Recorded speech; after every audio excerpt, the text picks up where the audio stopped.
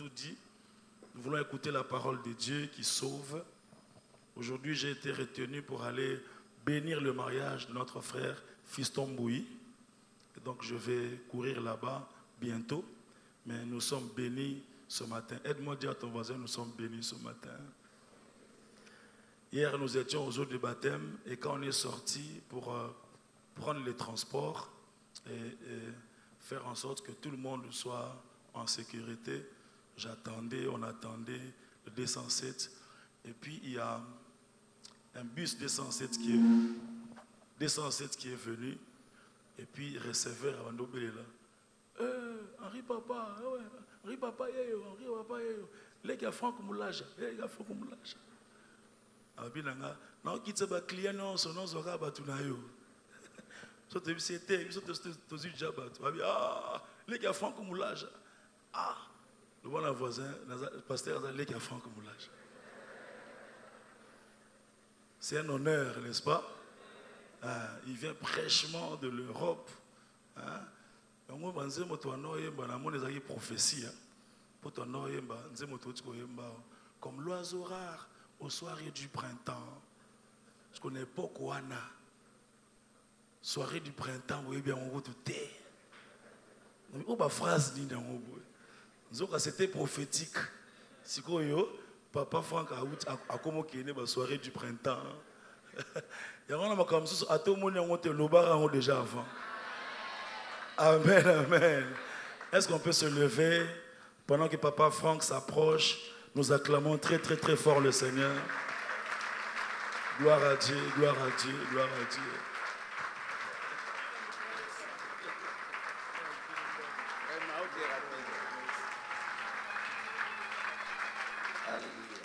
Gloire à Dieu, tu peux acclamer le Seigneur. Merci beaucoup, Papa Henri, merci, Pasteur. Et bon travail de votre côté, que Dieu assiste. Nous allons rester debout pour lire la parole de Dieu. Nous allons prendre Josué, chapitre 1er, de verset 1 à 9.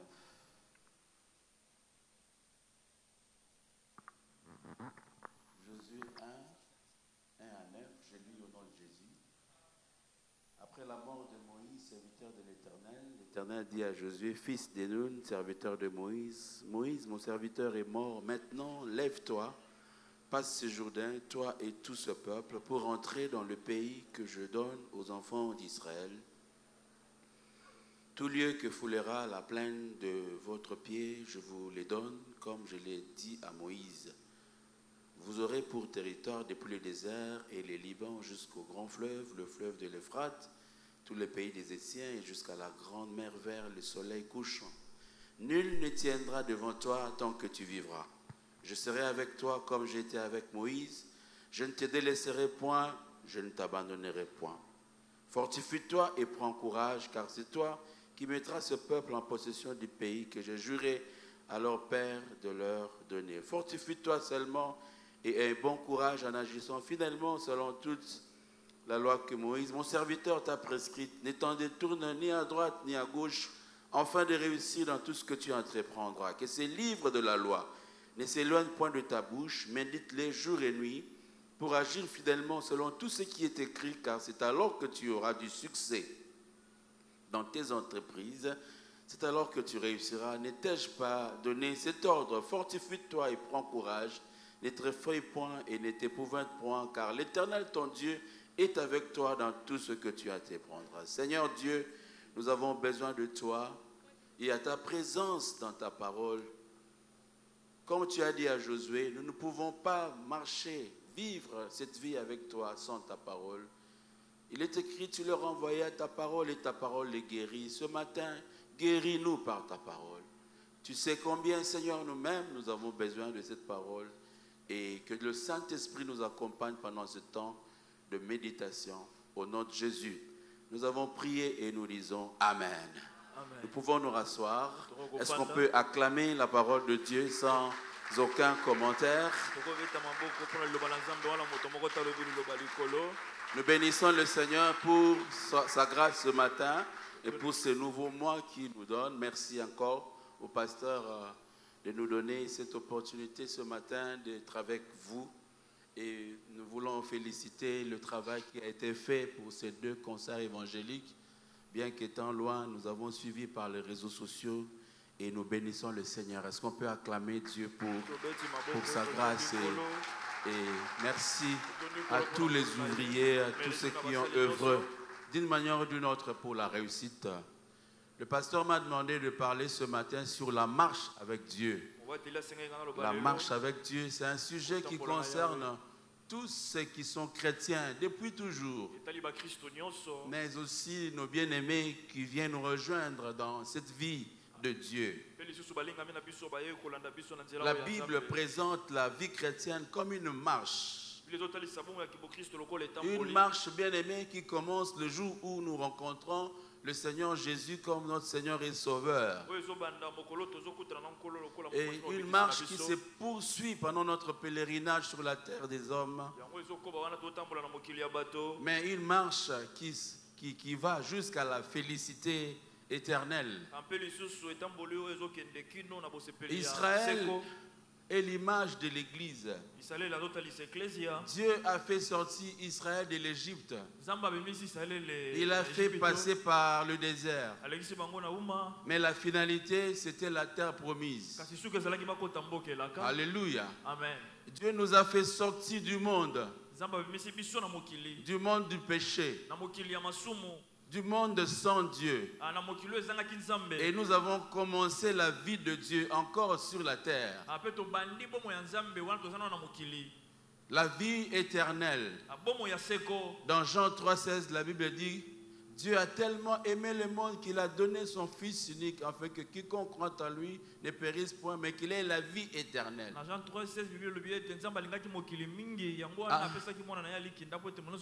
Avant, je pensais que la vie éternelle, c'est cette vie qui nous attend dans l'éternité.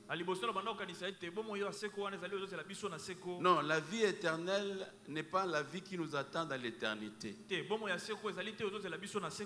La vie éternelle, c'est cette vie que tu as quand tu as Jésus en toi. Alléluia. Amen. Et donc sur la terre, nous marchons avec le Seigneur pour la félicité éternelle. Ainsi, la terre promise, c'est ce ciel que Dieu a réservé pour ses enfants. Sur la terre, bien qu'en étant avec Dieu, nous sommes encore dans le désert. Oui, la terre, c'est le désert. Où il y a les hauts et il y a les bas. La terre, ce n'est pas la terre promise. La terre, c'est le désert. Avant, on prêchait: Dieu va te faire entrer dans ta terre promise. Tu auras ce travail-là, c'est ta terre promise. Ton mariage-là, c'est ta terre promise. Ce matin, je veux te dire, ton travail-là, c'est ton désert. Ton mariage-là, c'est ton désert. Ça te dit, il y aura les hauts, il y aura les bas. Mais Dieu est avec toi. Quelqu'un dit Amen. Amen. Et la terre promise, c'est cette cité où il n'y aura plus de pleurs. Il n'y aura plus de graissement de dents. Il n'y aura plus de maladie. Oh, je suis en train de dire, il n'y aura plus de maladie. Il n'y aura plus de mort. Nous vivrons éternellement dans la sainte présence de Dieu. Et ceux qui nous ont précédés dans la foi étaient focus sur la vie de Dieu, sur le ciel de Dieu, sur le paradis de Dieu. Ils vivaient leur vie sur la terre avec l'espérance de vivre éternellement avec Dieu. Je sais que ces enseignements sont devenus de plus en plus rare de nos jours. Parce que nous sommes trop focalisés sur le bien de cette terre. Paul dit, si c'est pour la vie seulement que nous avons cru en Dieu, nous sommes le malheureux de tous. Cela ne veut pas dire que Dieu veut notre malheur. Mais cela veut dire que tu ne peux pas vivre. Tu ne peux pas hypothéquer ton éternité. Tu ne peux pas hypothéquer ton éternité que pour la vie présente. Vis tout en sachant que Dieu nous réserve l'éternité. Quelqu'un dit Amen. Et Josué est en train de succéder, bien aimé, à Moïse. Pour prendre justement le peuple là où Moïse s'est achevé pour le conduire jusqu'à la terre promise. C'est là que je considère ces sujets de la marche avec Dieu. Ce n'est pas une tâche facile pour Josué de succéder à un personnage comme Moïse. C'est parmi les personnages qui ont marqué la vie d'Israël. Si on peut citer trois, on parlera d'Abraham, on parlera de Moïse, on parlera de David. C'est celui qui a terrassé l'Égypte, c'est celui qui a affronté Pharaon. C'est celui qui a ouvert la mer Rouge et qui a conduit le peuple. Mais Dieu n'a pas permis qu'il entre dans la terre promise.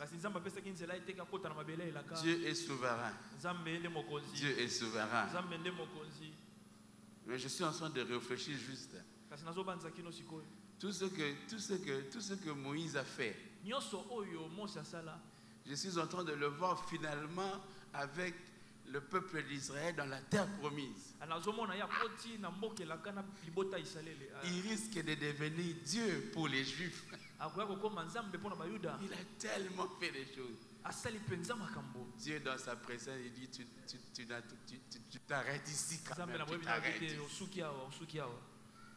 Et on est venu discuter son corps. Et un ange du ciel est venu prendre le corps de Moïse. Et dans la montagne des préfigurations, Christ apparaît avec Élie, qui représente la prophétie ou les prophètes. Et Moïse qui représente la loi de Dieu. Donc un personnage extraordinaire. Mais Josué doit le succéder. Quelle tâche difficile. C'est à lui que Dieu donne la charge. Il dit maintenant mon serviteur Moïse est mort. Au verset 2. Et le pasteur Dominique, le jour de l'ordination de notre pasteur, a parlé de ça. Il dit Moïse n'est plus. C'est lui en qui tu comptais n'est plus. Tu es le seul maintenant. Et Dieu est en train de lui donner des instructions qui vont l'aider dans sa vie. Frères et sœurs, bien que nous venons au culte, bien que nous chantons ensemble, bien que nous écoutons la parole ensemble, nous vivons cette vie de Dieu. Mais chacun de nous est conscient que quelque part, tu es seul dans ta vie. Il y a des choses que tu feras seul. Il y a des choses que personne ne fera à ta place.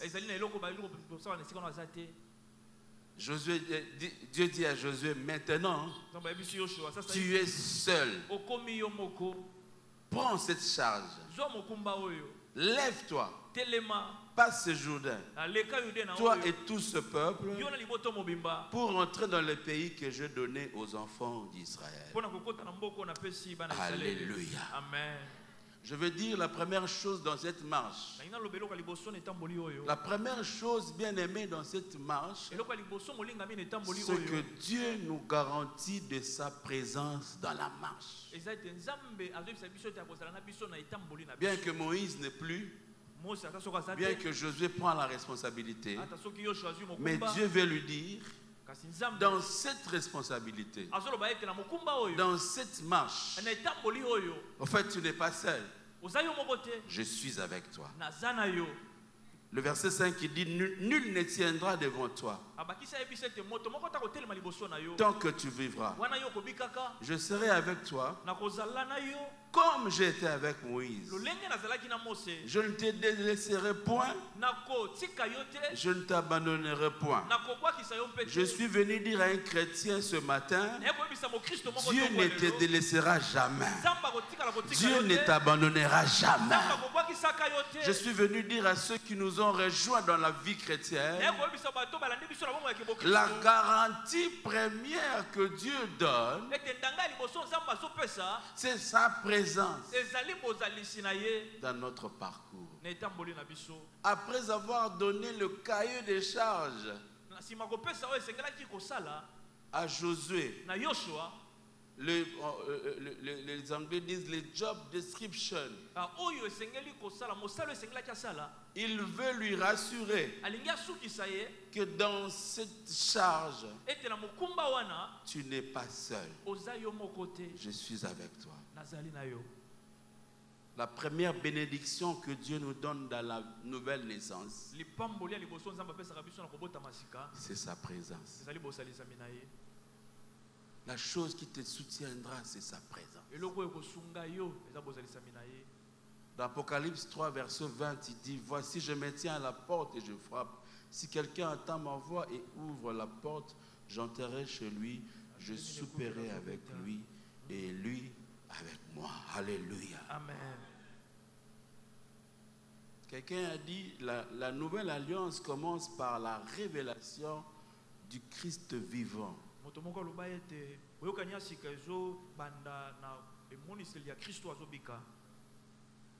J'ai vu une grande similitude entre Josué 1,5 et Matthieu 28. Dans Josué 1,5, Dieu est en train de rassurer Josué de sa présence. Dans Matthieu 28, Christ fait la même chose avec ses disciples. Je peux commencer au verset 18. Jésus s'étant approché, leur parlant ainsi. Tout pouvoir m'a été donné dans le ciel et sur la terre. Allez, faites de toutes les nations des disciples, les baptisant au nom du Père, du Fils et du Saint-Esprit. Enseignez-leur à observer tout ce que je vous ai prescrit. Et voici, et voici, et voici, et voici, je suis avec vous tous les jours jusqu'à la fin du monde. Je suis venu te dire, Dieu est avec toi tous les jours.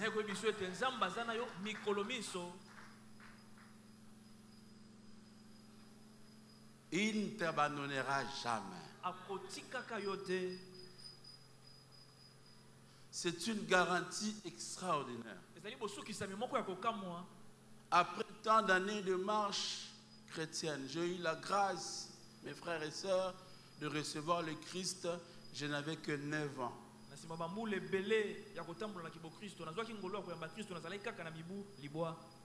Et jusqu'aujourd'hui, je marche avec lui. Dans les hauts, comme dans les bas. Dans les joies, comme dans les tristesses.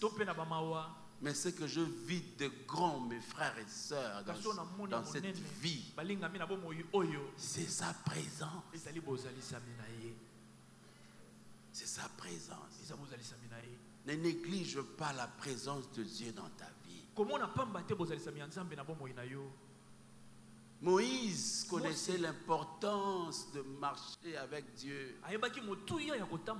Il connaissait la présence, l'importance de Dieu lui-même,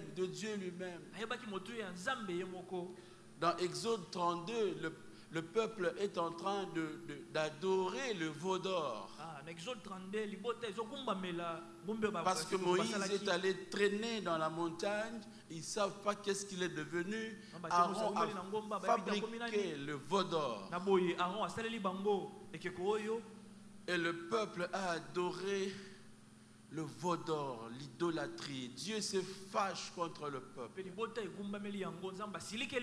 Et Dieu demande même à Moïse, dit à Moïse, je vais détruire ce peuple. Et créer par toi un autre peuple. Mais Moïse n'a pas vu son intérêt personnel. Moïse a vu l'intérêt général. C'est pour ça que quand je prie pour mon pays, je dis, Seigneur, donne-nous toujours des responsables qui ne verront pas que leur intérêt personnel, mais qui vont agir pour l'intérêt général. Je crois que lorsque nous aurons des responsables qui auront le cœur pour le peuple, cette nation continuera à étonner le monde. C'est juste une question de volonté. Quelqu'un dit Amen. Amen. Dans Exode 33, 15, Dieu propose à Moïse d'envoyer un ange. Il dit, à cause de ce que vous avez fait, je ne marcherai plus avec vous, je vais envoyer mon messager. Mais écoute ce que Moïse dit. Si tu ne marches pas toi-même avec nous, ne nous fais point partie d'ici. Amen, amen. Amen.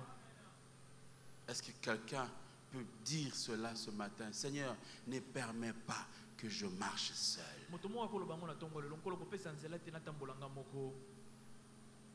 La vie n'a pas d'assurance seule. Le chrétien ne peut pas réussir seul. Et même les païens, certains qui réussissent même fort, ils ne réussissent pas seuls, vous le savez, ils ont des puissances occultes derrière. Nous aussi, nous avons celui qui est le tout-puissant avec nous. Et je suis en train de voir le tout-puissant aider ta vie. Je suis en train de voir le tout-puissant secourir ta vie.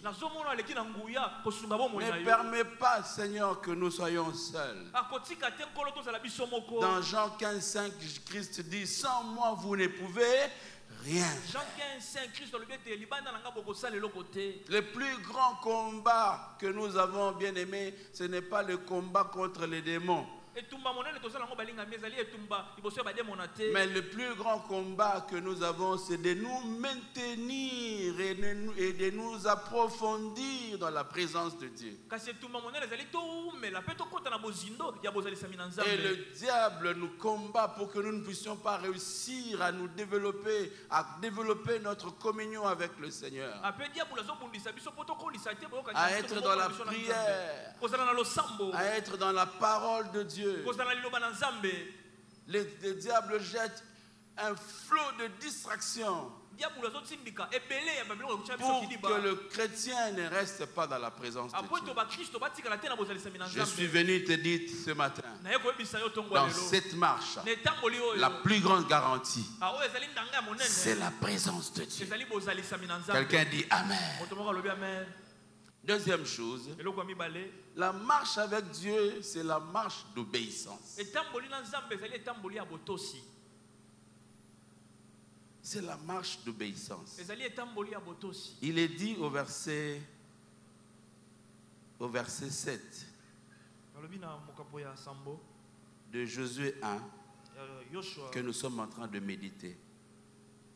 Fortifie-toi seulement et aie bon courage, en agissant fidèlement selon toute la loi que Moïse, mon serviteur, t'a prescrit. N'étant détourné ni à droite ni à gauche, afin de réussir dans tout ce que tu entreprendras. Bien-aimé, Dieu dit clairement à Josué, tu ne feras pas les choses selon toi, mais tu obéiras totalement à la loi de Moïse, mon serviteur. Marcher avec Dieu consiste à faire non ce que nous voulons, mais ce que lui, il veut. Et bien souvent, ce n'est pas facile. Et vous connaissez comme moi ce texte de la Bible qui dit l'obéissance vaut mieux que le sacrifice. Et la soumission vaut mieux que la graisse de bélier.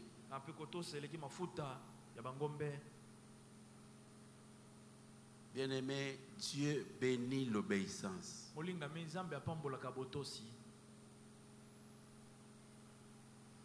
Par sacrifice, ici, il faut comprendre offrande.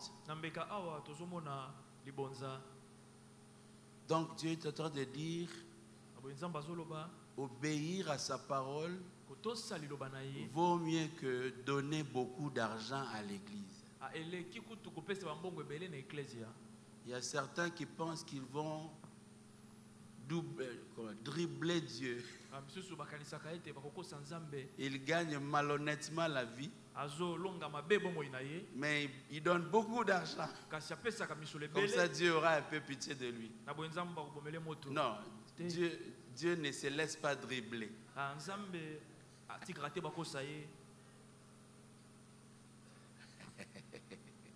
Est-ce qu'on est ensemble?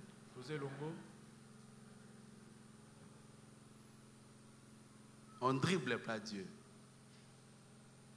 On obéit à Dieu. Et la vie chrétienne, c'est une vie d'obéissance. Ce texte, Saoul devait affronter les Philistins. Et il savait qu'il a besoin de Dieu pour remporter la victoire. Mais avant ça, il fallait offrir des sacrifices.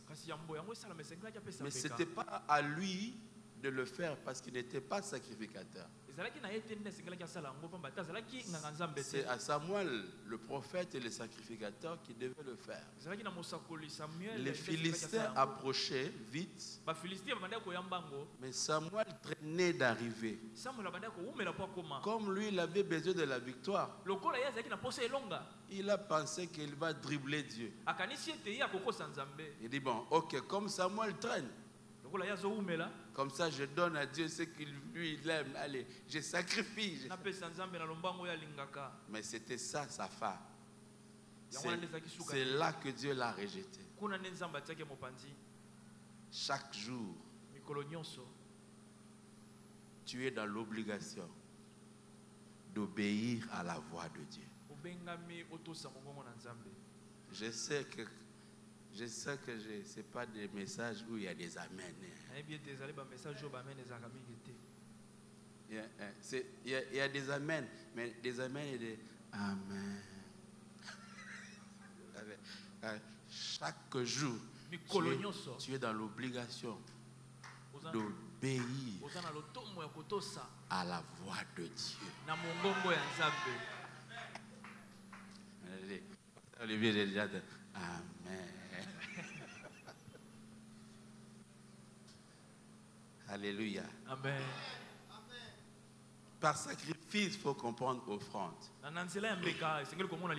Par sacrifice, il faut comprendre service. Et tout ce qui en découle. Par sacrifice, il faut comprendre prière. Par sacrifice, il faut comprendre jeûne. Et aujourd'hui, je vois que la tendance est plus dans les sacrifices. Et on pense que Dieu va nous bénir quand nous nous sacrifions plus. Et aujourd'hui, j'ai même vu une affiche où il y avait une église qui a fait 2 ans de jeûne et prière.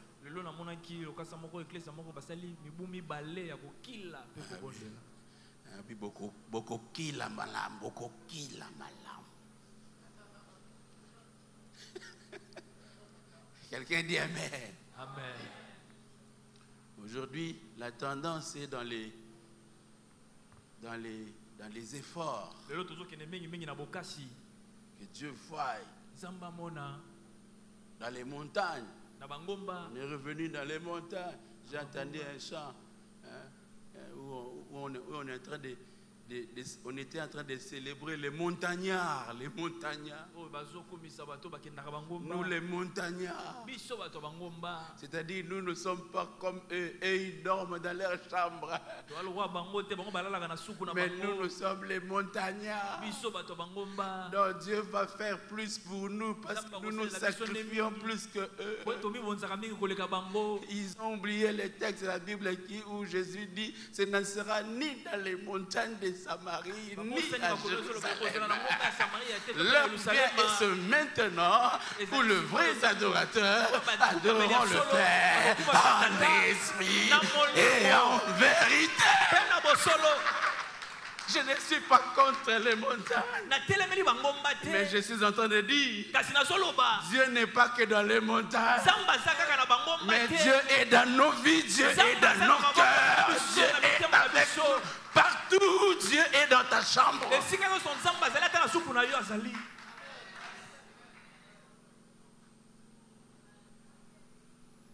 Et je me suis donné l'obligation de faire la promotion de la prière de la chambre. Je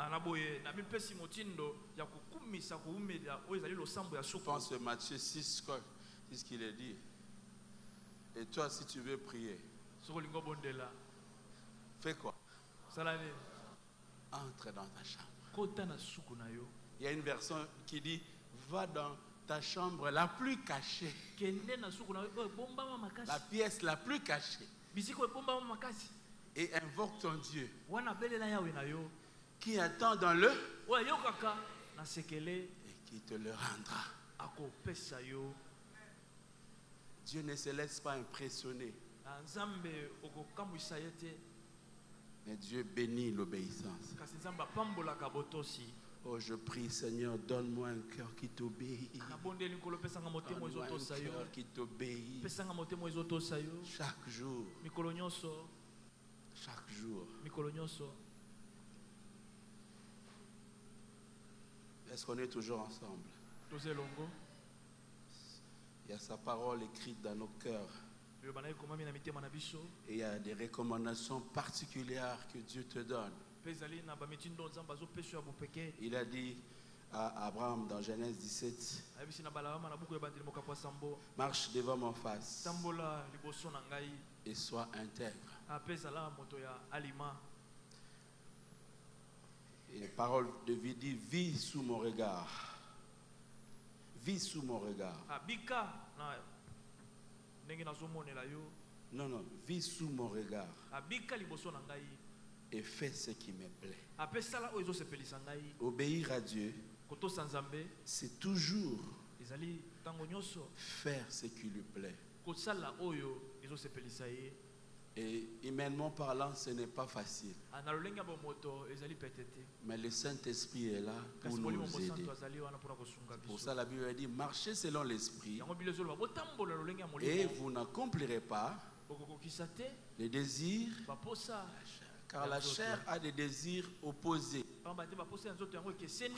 Ils sont opposés pour que vous ne fassiez pas ce que vous voulez. C'est ça la chrétienne. On ne fera pas ce qu'on veut. Si on penche vers la chair, on penche vers la chair, on va obéir à la chair. Mais si on penche vers l'esprit, si on nourrit notre esprit, si on laisse nous conduire par l'esprit, on va obéir à l'esprit. Et lorsque nous obéissons à l'esprit, c'est la plaie à Dieu. On est ensemble à l'église. Troisièmement, j'ai encore mon temps. C'est une marche courageuse.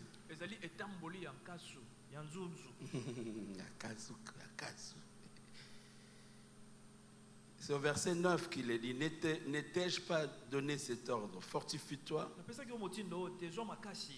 et prends courage. Ne t'effraie point et ne t'épouvante point. Car l'Éternel, ton Dieu, est avec toi dans tout ce que tu entreprendras. Si vous méditez la Bible, vous allez voir que Dieu a travaillé avec des gens qui étaient courageux. Prenez Abraham. Quel courage! Dieu lui dit, sors de la maison de ton père. Va dans un endroit où je te montrerai. C'est-à-dire, Dieu ne lui montre pas l'endroit quand il appelle. Il dit, sors seulement. C'est comme toi, Dieu dit, sors. Va quelque part. Là où je te montrerai. Et en marchant, Dieu te montre Bunagana. Tu vas commencer à dire, arrière de moi, Satan. Quel courage. David, quand toute l'armée d'Israël était effrayée contre Goliath, il vient pour donner la nourriture à ses frères. Et il dit, mais qu'est-ce qui s'est passé? Comment vous tremblez devant cet incirconcis? Je vais les détruire. Et son grand frère dit, calme-toi. Orgueilleux.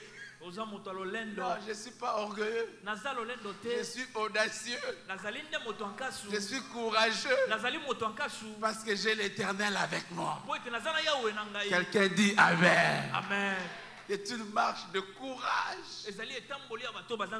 Parce que si Moïse avait les défis de Pharaon, si Moïse avait les défis de la mer Rouge, Josué avait aussi ses défis à lui. Il avait les défis du Jourdain. Il devait faire traverser le peuple. Et la peur ne nous fera pas réussir dans cette marche. Je veux dire à quelqu'un, n'aie pas peur. Dieu est avec toi. Oh, n'aie pas peur. Dieu est avec toi. C'est une marche de courage. Fortifie-toi. Quelqu'un dit Amen. Amen. Nous avons besoin de sa présence. Il a besoin de notre audace. Il a besoin de notre force. Il a besoin de notre bravoure. Qu'est-ce que ça veut dire concrètement? C'est que Dieu ne fera pas tout à notre place.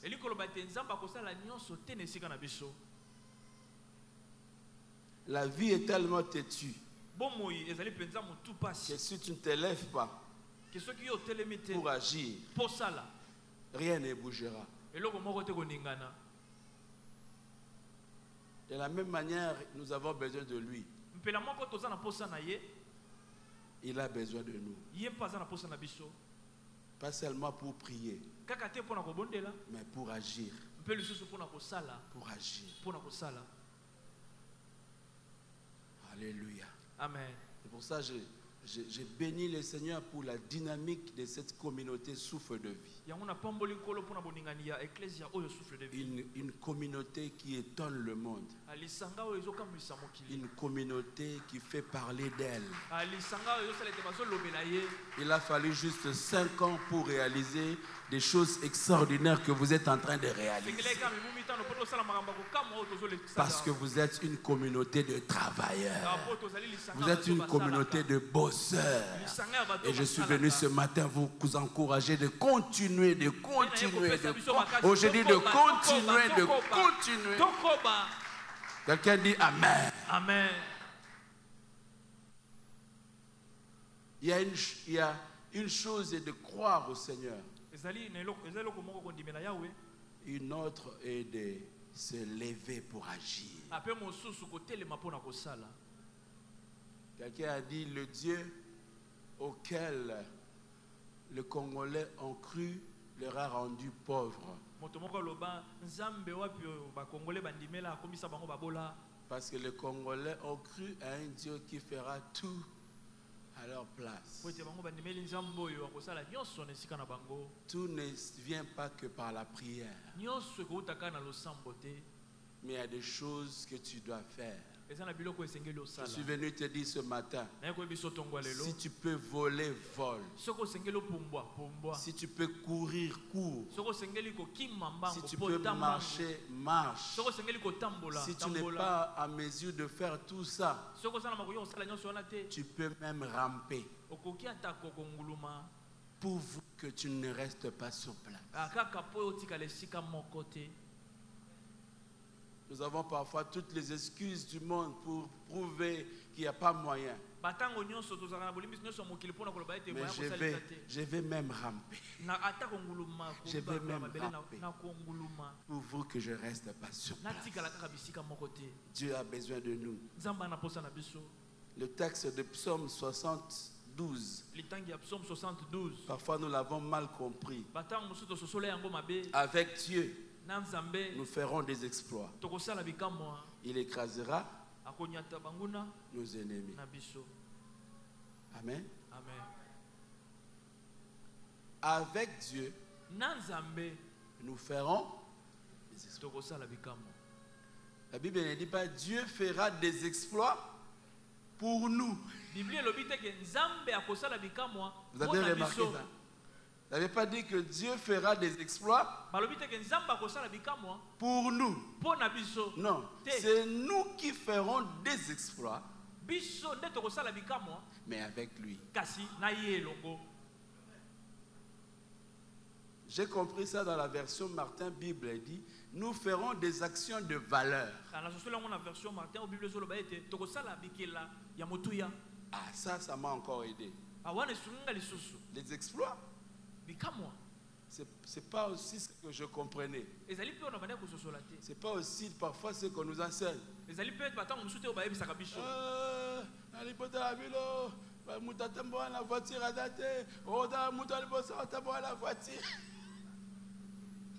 Oh, ça l'exploit.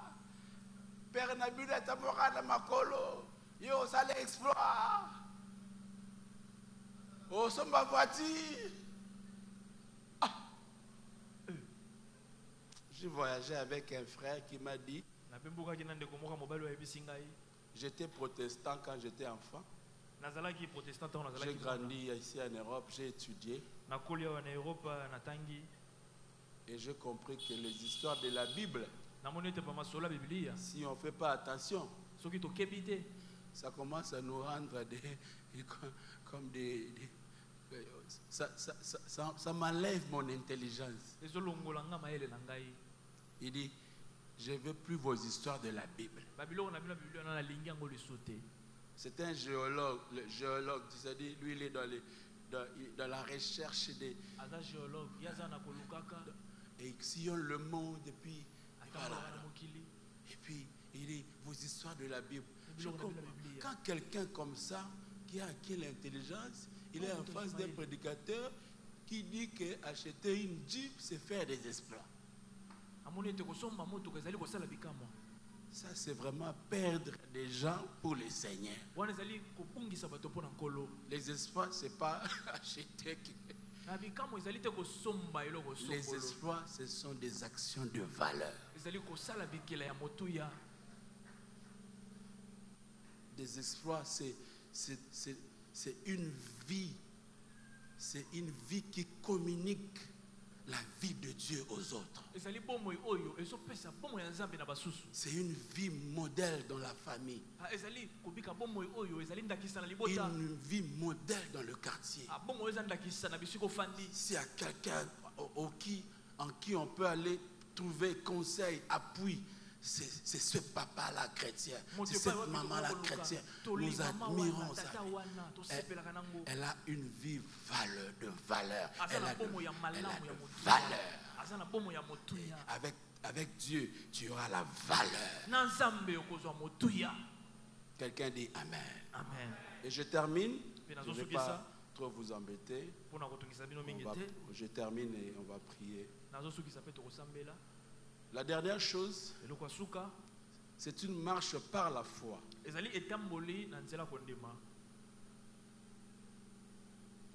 J'ai dit que Dieu nous garantit sa présence dans la marche. Et il a commencé là. Pour que ceux qui suivent, nous soyons en mesure de le supporter. Même obéir à Dieu, nous comptons sur sa grâce.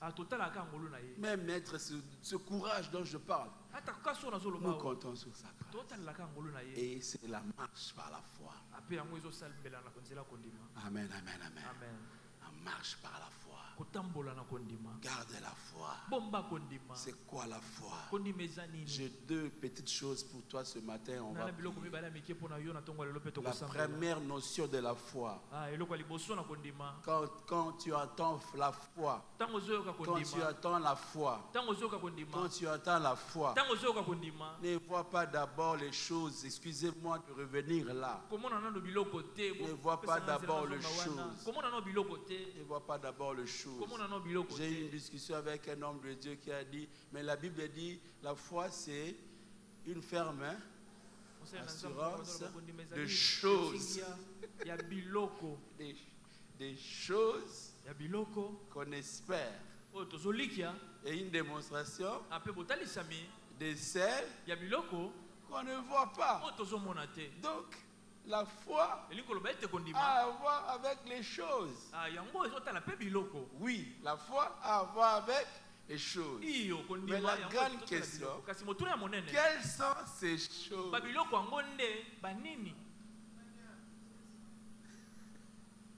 Et l'apôtre Paul dit, je l'ai dit avant, si c'est pour seulement les choses de la terre que vous avez foi en Dieu, vous êtes le malheureux de tous.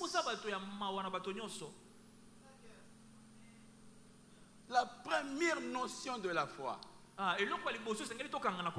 c'est l'attachement à Dieu.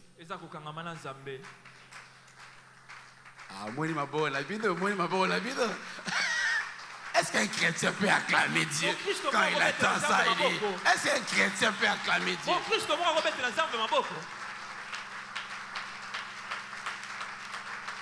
Est-ce qu'un chrétien peut acclamer Dieu?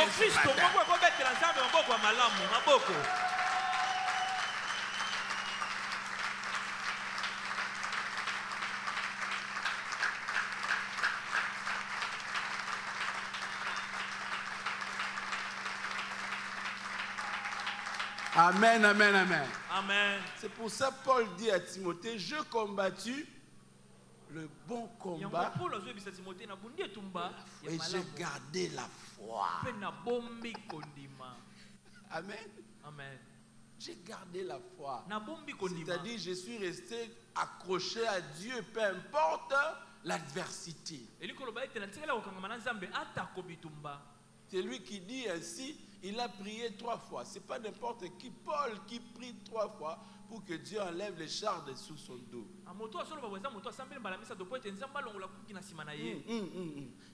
Quand il prie 3 fois, c'est-à-dire que ça l'embêtait. Et ce n'est pas évident. Ce n'est pas évident. Mais Dieu a dit, ma grâce ça suffit. En d'autres termes, ça restera comme ça. Tu as déjà ma grâce. Tu fais déjà des bonnes choses. Les gens sont guéris, les gens entrent au ciel. Tu es entré tu es monté jusqu'au 3e ciel. Tu as entendu des choses que même les pierres n'ont pas entendues. J'ai entendu des choses que je ne peux même pas vous dire. Ça c'est Paul. Et Dieu lui dit, ça suffit. Et à la fin de sa vie, dit, j'ai combattu bon combat de la foi. Alléluia. Amen. Je suis resté accroché à Dieu. Quand je parle de l'attachement, ici, je reviens toujours sur Ruth. Ruth et Orpa. Vous connaissez l'histoire pour ceux qui lisent.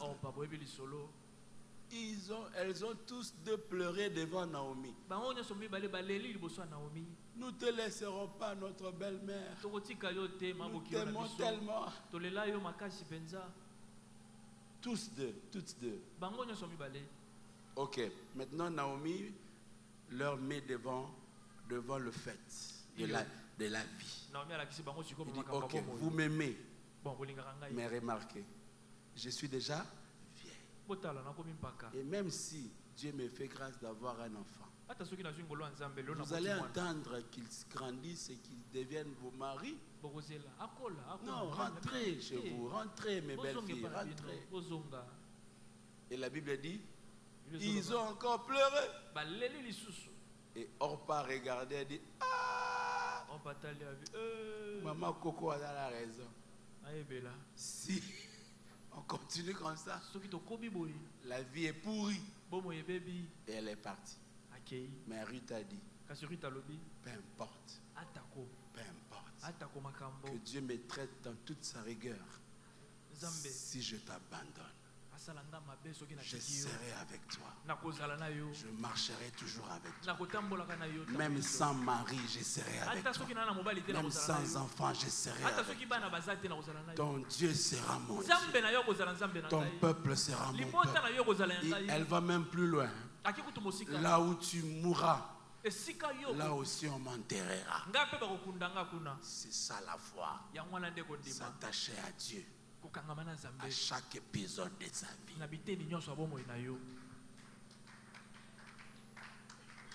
Et la dernière chose, la foi, c'est faire confiance en Dieu pour sa vie.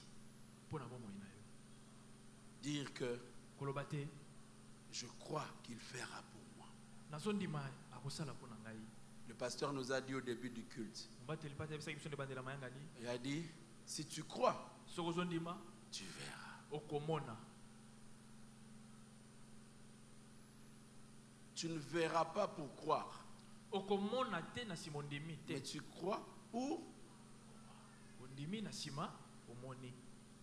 Lisons ensemble ces derniers textes et on va prier. J'ai terminé. Ce texte me parle beaucoup tout ce temps. Des Proverbes 3, 5.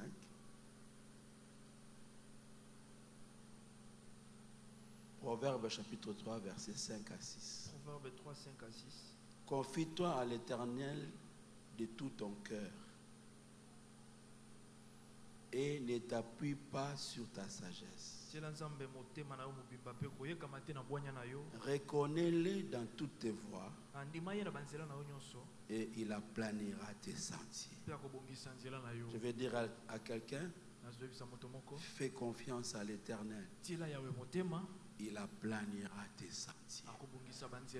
Il aidera ta vie. Il te connaît mieux que toi-même. C'est lui qui t'a créé. Il connaît ce à quoi tu as besoin. La foi, c'est lui faire confiance. Et cette marche, sa présence est avec nous. Cette marche, c'est une marche d'obéissance et de courage. Mais c'est une marche aussi de la foi.